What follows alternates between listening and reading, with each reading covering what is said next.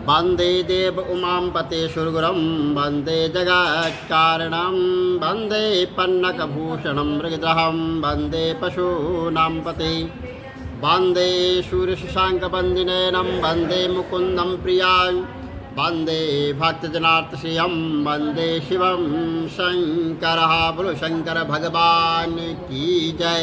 मामपति महादेव की जय। ब्रह्मा जी का सती का रूप देखकर मोहित होने पर भगवान शंकर का क्रोधित हो और उन्हें दंड देना। नारद जी ने ब्रह्मा जी से पूछा, हे प्रभु, फिर इसके आगे की कथा किस प्रकार है, सब मुझको सुनाइए, जिससे मेरे कान जो है वो प्रिया नहीं है बल्कि हृदय स्पर्श भी हो जाए तथा इस संसार रूपी भव सागर से मैं पार कर परम पद को दिलाने वाली हो। और तब ब्रह्मा जी ने कहा कि हे नारद, जो आगे की कथा है वह इस प्रकार है।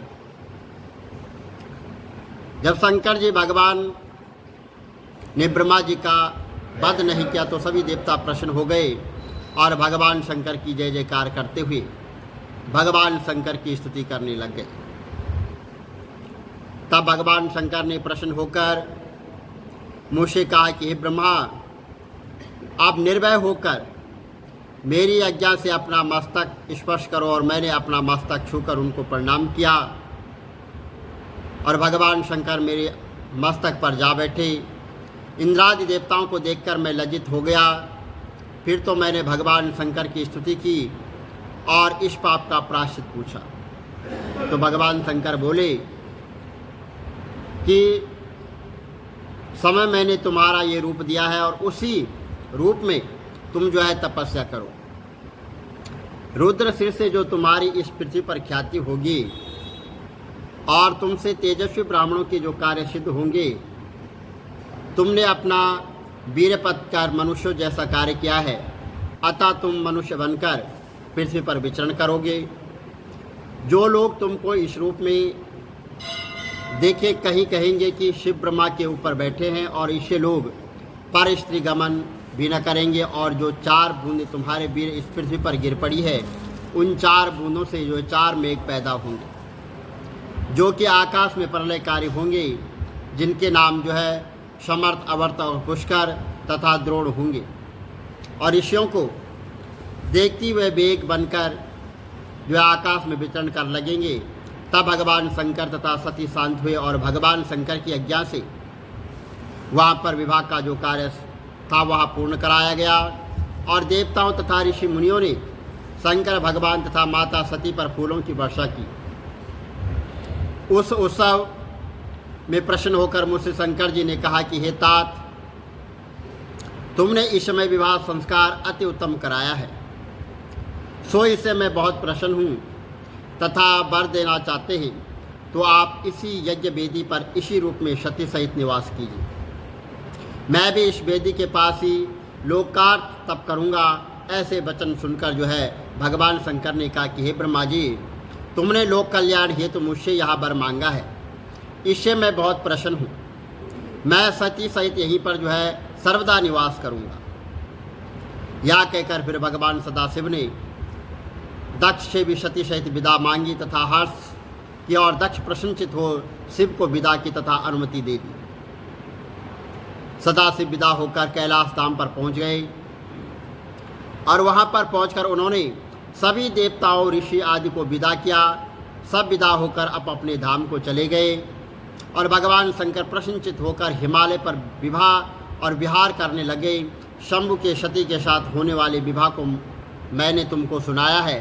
जो इस आख्यान को यहाँ पूर्व वेदी पर बैठकर सुनेगा, उसके सभी कार्य जो है विघ्न बाधा के संपन्न होंगे और कन्याएं इसको सुनकर अति सुख का अनुभव करेगी तथा सौभाग्यपूर्ण तथा शील स्वादी गुणों से युक्त वह पुत्रवती होगी।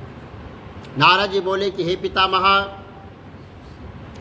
जो अभी सती का आख्यान सुनाया है, इसमें भगवान शंकर के विवाह को मैं भली भांति मैंने सुना है और इससे आगे भगवान शंकर के मंगल करने वाले चरित्रों का जो है वर्णन कीजिए। तब ब्रह्मा जी बोले कि हे नारद, सती ने जो है कैलाश धाम पर पहुंचकर गणों को आज्ञा दे दी कि तुम सब आश्रम से दूर पहुंचकर वहाँ पर निवास करो, जब मैं तुम्हारा स्मरण करूँ तो आ जाना। नंदी आदि गण अपने स्थान पर चले गए। तब एकांत पाकर भगवान शंकर सती के साथ रमण करने लगे। कभी भगवान शंकर जी सती को फूलों की माला पहनाते, तो कभी जब सती दर्पण में अपना मुख देख रही होती है तो उस समय वहाँ सती के मना करने पर भी सती के कुंडलों को हाथ लगा देते।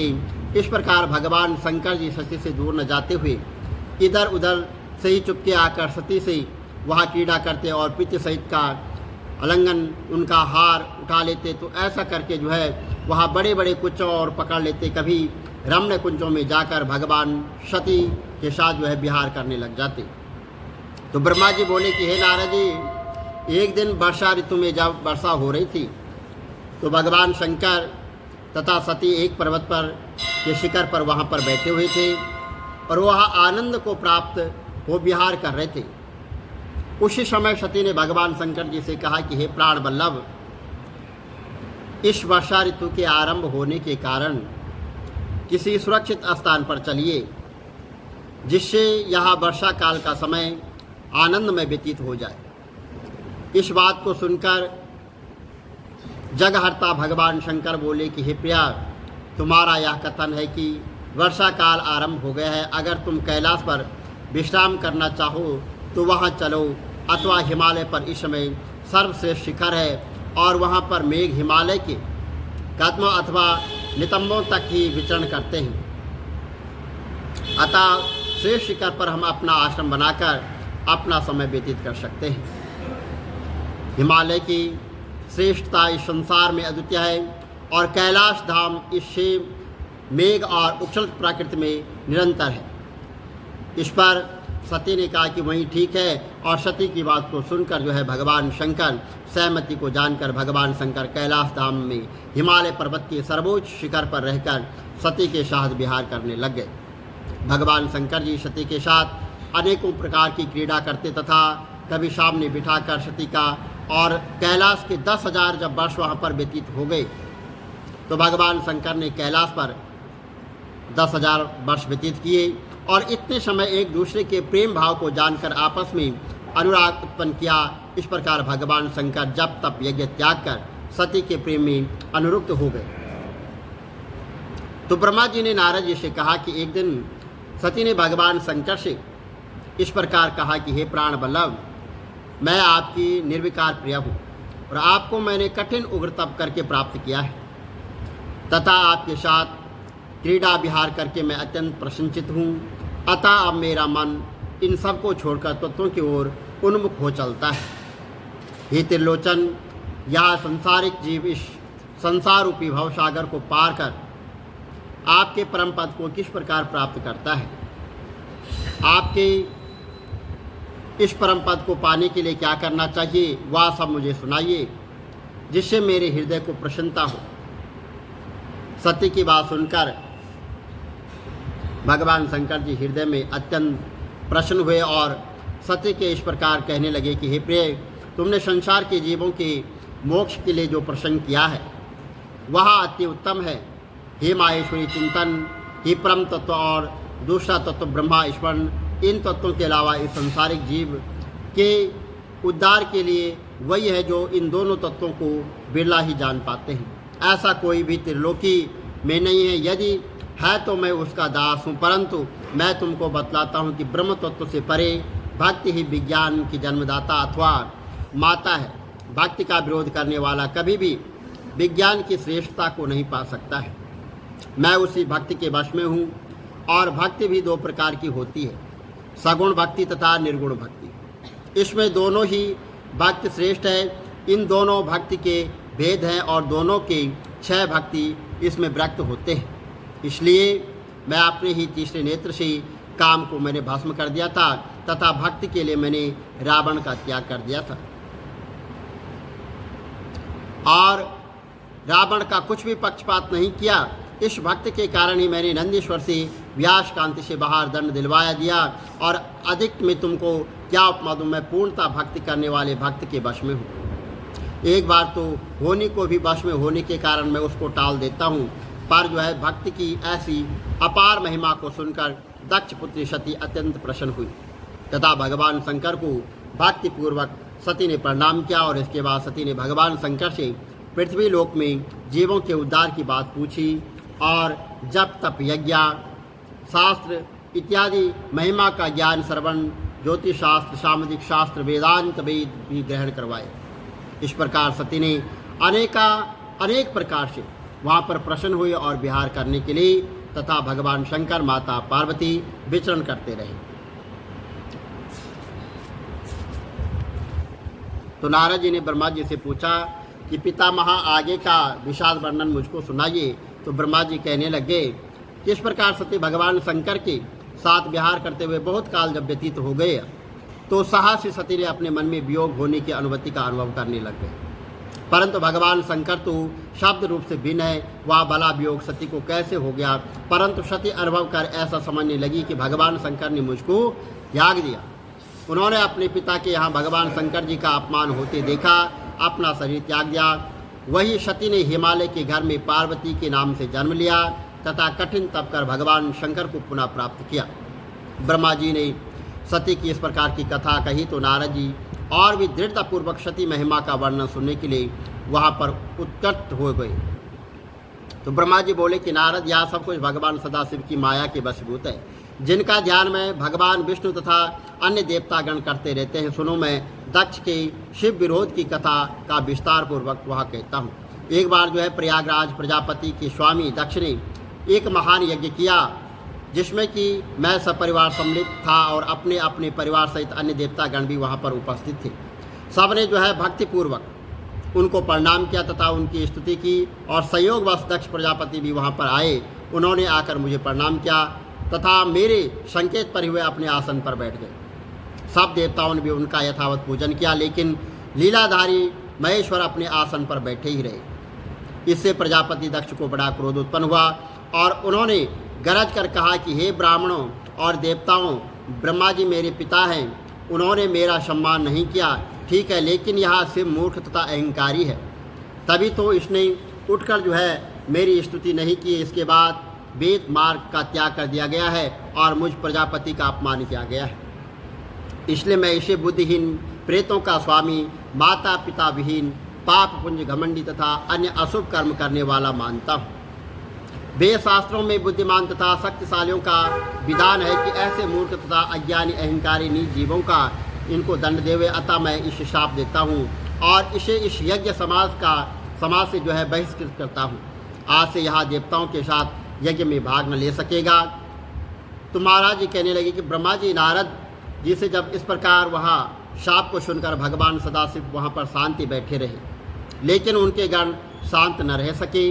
उन्होंने नंदी नाम के गणों की आंखों में क्रोध की लालियाँ छा गई तथा उनके गरज कर कहने लगे कि हे प्रजापति दक्ष, तुम मूर्ख एवं अज्ञानी हो, झूठा अभिमान करते हो, जिनके आदि अंत मध्य का ही परिवार नहीं है। वो जो निर्गुण निराकार सर्वव्यापी है, रोम रोम में बसने वाले हैं और सभी देवतागण उनका हर घड़ी जो है स्मरण करते रहते हैं, जिनके स्मरण करने से संसार के सभी पाप जो है वो दूर हो जाते हैं।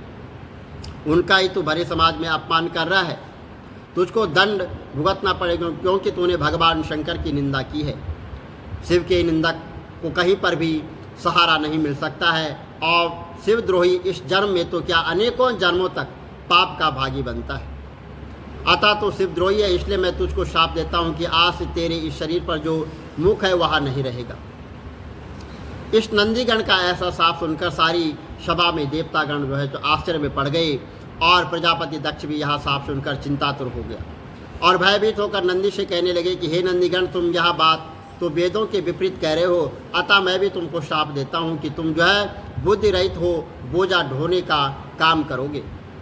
दक्ष प्रजापति का शाप सुनकर नंदी की क्रोध अग्नि और भी भड़क गई। उसने कहा कि हे शिव के निंदक, तू तत्व को नहीं जानता है। रे मूर्ख, तूने भृगु आदि ऋषियों तथा मध्य में भगवान शंकर का अपमान किया है, इसलिए तू क्षमा योग्य नहीं है। ब्रह्मा जी ने बेकार ही तुझको अपने मुख से उत्पन्न किया है। अब तुम सम काम क्रोध लोह मोह के वशीभूत हो, अतः तुमको शुभ कर्मों का फल कभी भी प्राप्त नहीं होगा।